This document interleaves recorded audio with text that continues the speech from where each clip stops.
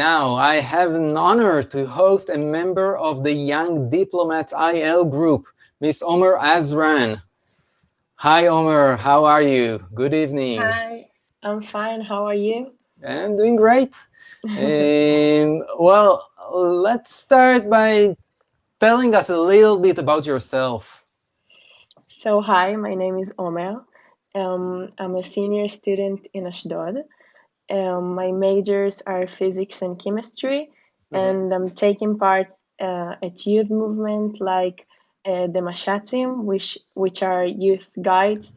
That our main goal is getting students for knowing the land, loving the land. We're guiding trips over the country and study about our tradition. Mhm. Okay, and that connects directly to Young Diplomats, to the Young Diplomats program. So tell me a little bit, explain just about the program itself. What do you do there? How did you get there, by the way? When I was at 10th grade, so my teachers sent us invitation to an interview. And Mhm. because I'm very into politics and really like to learn about politics, so right away I signed in. And it's my third year in the project. We actually learn a lot about politics, about how to speak in front of a camera, how to do an interview. And also now we have a new project. It's an anti-Semitism workshop with the World Scientist Mhm. Organization, which we're actually trying to fight anti-Semitism in social medias.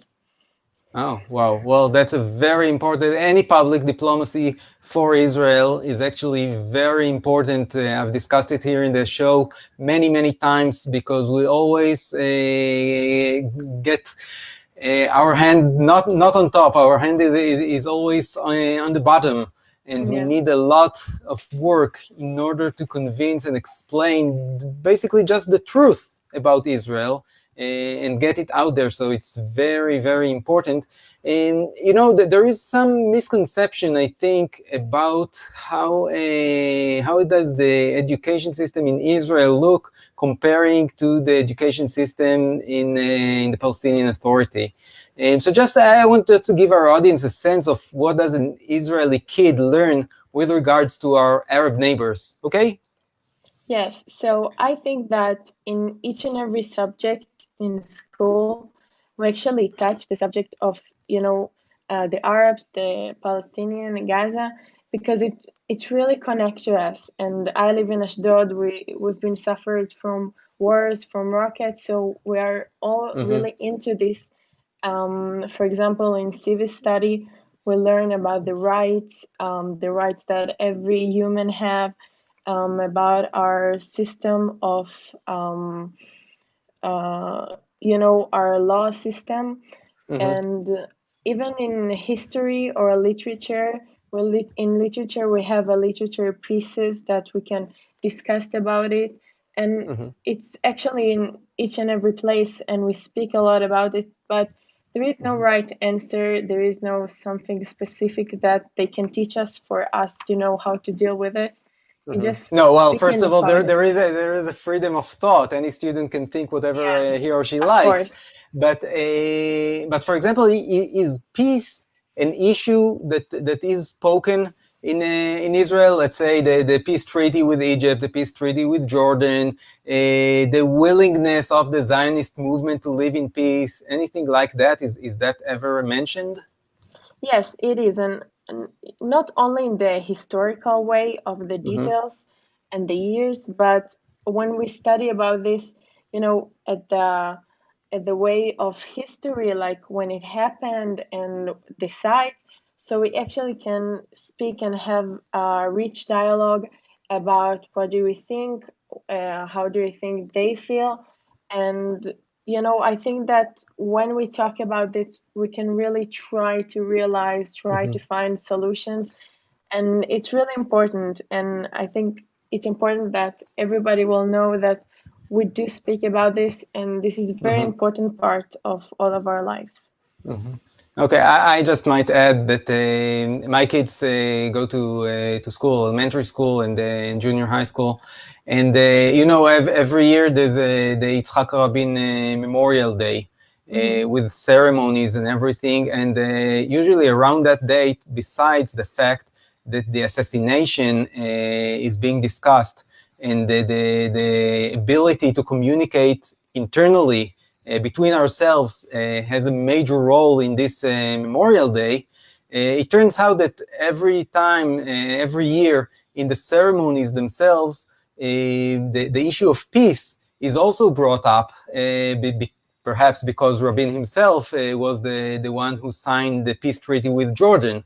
And the Oslo Accords as well, but usually they refer to the peace treaty with Jordan, and there is some kind of an understanding in the education system that Israel, in its most basic form, is seeking peace.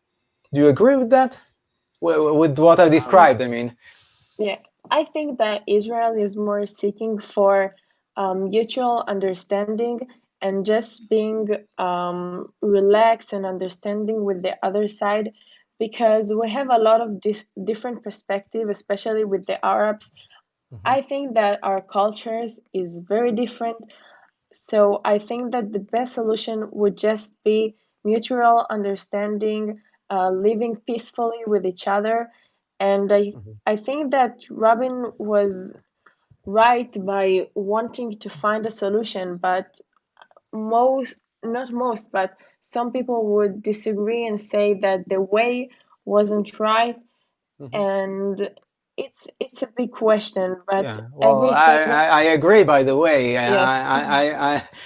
I was opposing politically the Oslo Accords. I thought that they Mhm. will bring a disaster, and unfortunately, I think they brought a disaster. But still, the man and as a prime minister, definitely, I agree that he was peace seeking. Now, I just want to mention again, you said in a word that Ashdod was actually bombed during a Operation Protective Edge and before and a little bit after with Yes. rockets from the Gaza Strip, Hmm. sending you to shelters and things like that. Now I want to show you a picture, not taken in Ashdod, Hmm. a picture taken in Gaza. As you can see, burning of the Israeli flag. Unfortunately, we have seen these Hmm. visions in many places in the Arab world. And, just freely, what do you think about this picture? Do you think that, what does it show on the Palestinian education system? And do you think that anything similar can happen in Ashdod? I think that it doesn't matter which flag was burned in that picture. I would think that it's just disrespectful. Um, it doesn't matter if I disagree with something. It doesn't mean that I need to burn, to use violence to show my opinion. And I think the reason for all this violence and disrespectful things, it's actually education, because I never studied in school at the Palestinian areas, but I know that in my school we are taught to discuss, to try to find a solution without violence. And that's why I think that nobody in my family, friends, or community would ever do such a things, because it doesn't matter how much I disagree. I don't have to do it with violence, like burning a national flag. All right, let's talk a little bit about your mandatory service. So, do you already have a date Yes. for recruiting to the army? It's When going will to it be happen? February 2021. Oh, 21. That's a lot of Yeah. time. Okay, Uh-huh. well, you have a lot of time to prepare. Do you? Yes. And well, do you know where do you want to serve? Yes, I already got into Galatz, which is the military radio station. Wow. Yes. That's a big Thank wow. I you. just need to explain our audience that it's very difficult to get there because it's a small station and everybody wants to go there. Hmm. So, wow, congratulations. Thank you very much. And anything specific that you want to do in Galatz? Yes, I very want to be a political journalist in the Knesset Mm-hmm. because I think at this part I can have a lot of influence.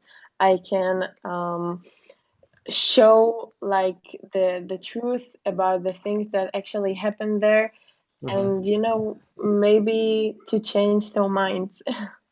Well, I think you're already ready for the job. But yeah, you still have some time, and then the course to go through. It takes some time, but I'm sure that you will get there. But I'm wondering, in the Israeli public, there's always a debate whether does Israel, as a very strong democratic state, needs a military radio station. I mean, what is it? I know that many people think that maybe the military doesn't have this to have a radio station, but um, we are nowadays most of the time spending in our cars on the way to work, going to Yeah, take out the normally when there's children. no coronavirus Yes. crisis, of course. Yeah. So at the car we can't watch TV or or read papers. So the radio station, it's the things that going inside of our minds. So it's a very big influence, not only in songs and kind of radio programs, but Hmm. uh, to speak about deep and important things. And it's also important that military, which is very straight and very organized, to have other side like radio station. Okay, last question that I ask all. Well, I put you in the teenager category. Sorry. We always hear people grumping about the current generation not being idealistic enough and not doing that enough. And they're being too self-centered and whatever. What do you answer those people who say? I'm sure you've heard that. What do Yes, you of answer these course. people? I think it's partly true because in every generation there is no one type of generation, youth. And actually, I see a lot of teenagers in my age uh, doing a lot of things to the community. For example, at the Corona crisis, so many of my friends went out to, give food for older and poor people.